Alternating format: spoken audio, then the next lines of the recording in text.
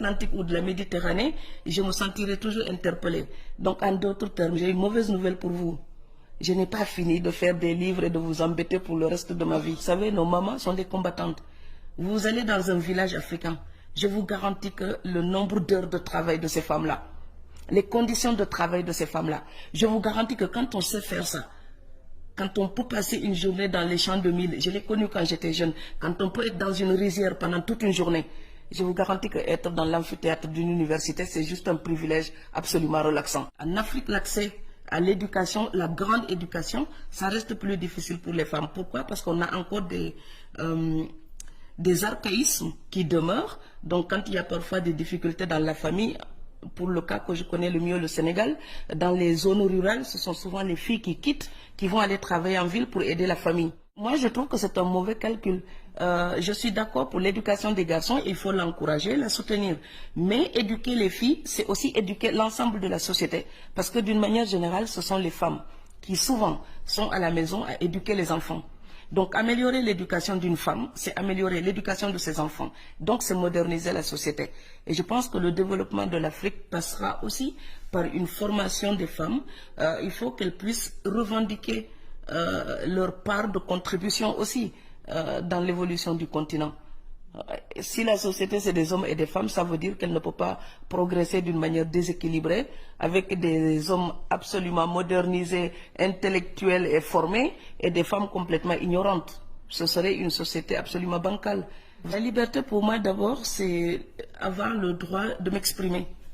La liberté pour moi, le fait d'avoir eu des études comme une chance. Et je voudrais partager ça et parler de ça.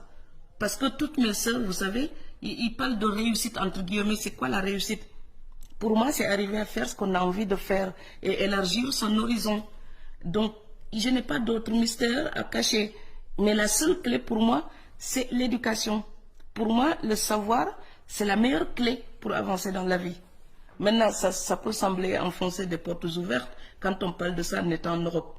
Mais en France, vous savez, l'éducation est obligatoire jusqu'à 16 ans. Donc du coup, les lycéens, quand vous dites « Ah, le lycée c'est formidable », ils disent bah, « Elle va nous assommer comme les parents et comme les profs ». Mais oui, mais en Afrique, je ne me lasserai pas de les assommer. Oui, l'éducation c'est une clé parce qu'elle a changé ma vie. Peut-être que je n'ai pas le pouvoir de changer les choses, mais j'ai le droit de dire ce que j'en pense. Et donc cette liberté-là, c'est aussi la liberté d'aller vers les autres, d'apprendre des autres, mais de changer ce que j'ai amené de chez moi.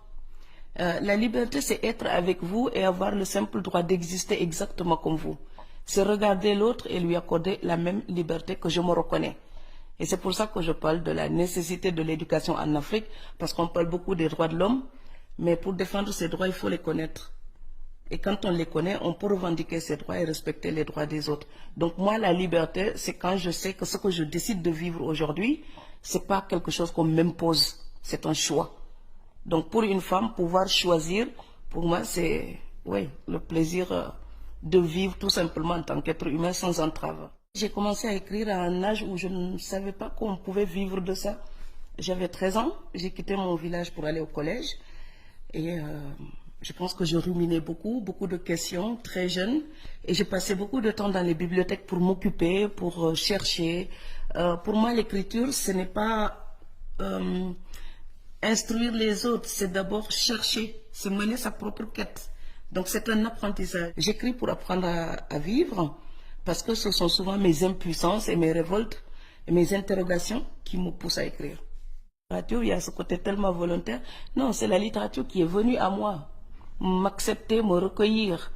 Donc déjà au Sénégal, je lisais des auteurs Balzac, Benoît Gould, Victor Hugo, John Steinbeck. Et je suis une étudiante, enfin j'étais étudiante en lettres modernes, donc j'ai pas de mérite, j'ai énormément lu.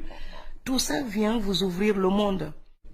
Voilà, moi, tous les grands auteurs que j'aime, ce sont des gens qui ont regardé la société, qui ne disaient pas elle est mauvaise, mais qui disaient on peut mieux faire.